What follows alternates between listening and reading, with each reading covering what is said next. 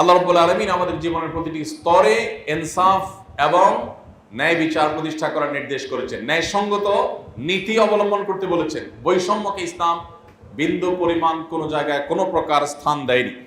আল্লাহ সুবহানাহু ওয়া তাআলা বলেছেন কোরআনে কারীমে, ইয়া আইয়ুহাল্লাযীনা আমানু কুনু কাওয়ামিনা বিল কিসত শুহাদাআ লিল্লাহ ওয়ালাউ আলা আনফুসিকুম আওয়াল ওয়ালিদাইনি ওয়াল আকরাবিন।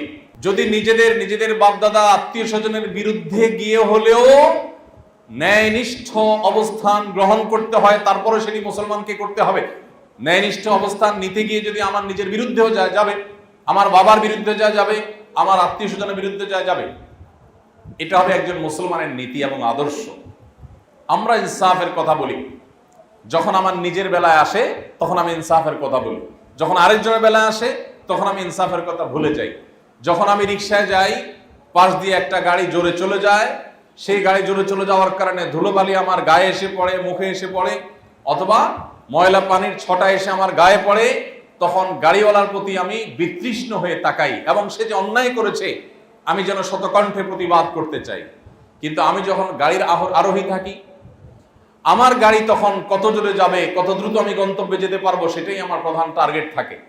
সেক্ষেত্রে আশেপাশে কোনো রিকশারোহী, কোনো পথচারী, সেক্ষেত্রে অন্য কোনো মানুষের উপরে ময়লা গিয়ে পড়লো কিনা, ধুলোবালি গিয়ে পড়লো কিনা, ময়লা পানি গিয়ে তাদের নোংরা করলো কিনা, সেটি আমার একেবারেই বিবেচনায় থাকে না।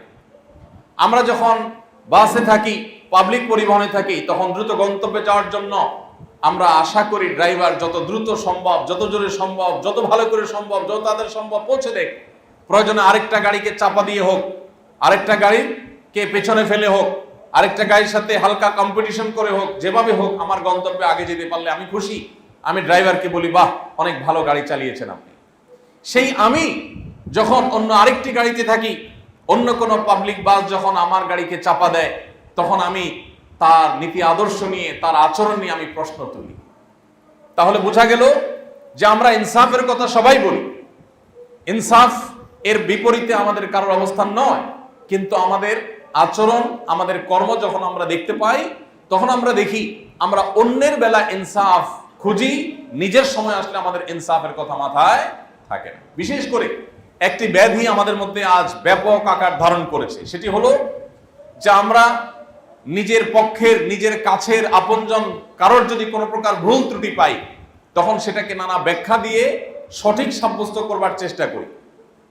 এই বিষয়টিকে ডক্টর আব্দুল্লাহ জাহাঙ্গীর রহমতুল্লাহ আলাইহি এভাবে বলতেন যে আমরা নিজের পছন্দের, নিজের দলের, নিজের মতের, নিজের গোষ্ঠীর, নিজের মাযহাবের, নিজের মাসলাকের, নিজের মানহাজের মানুষ পেলে তাদের যদি ভুল ত্রুটি হয়, ভুল বিচ্ছুতিমূলক বক্তব্য থাকে, তখন সেটাকে নানা ব্যাখ্যা ট্যাখ্যা দিয়ে, জোড়াতালে দিয়ে আমরা এটাকে সঠিক সাব্যস্ত করার চেষ্টা করি। আর যদি আমি ভিন্ন মতের কোনো মানুষের সঠিক কথাও পাই, তো সেখান থেকে ছিদ্র অন্বেষণ করার চেষ্টা করতে কোনো কসুর করি না। এটাই হলো আমাদের জুলুমের জায়গা, এটাই হলো আমাদের বৈষম্যের জায়গা।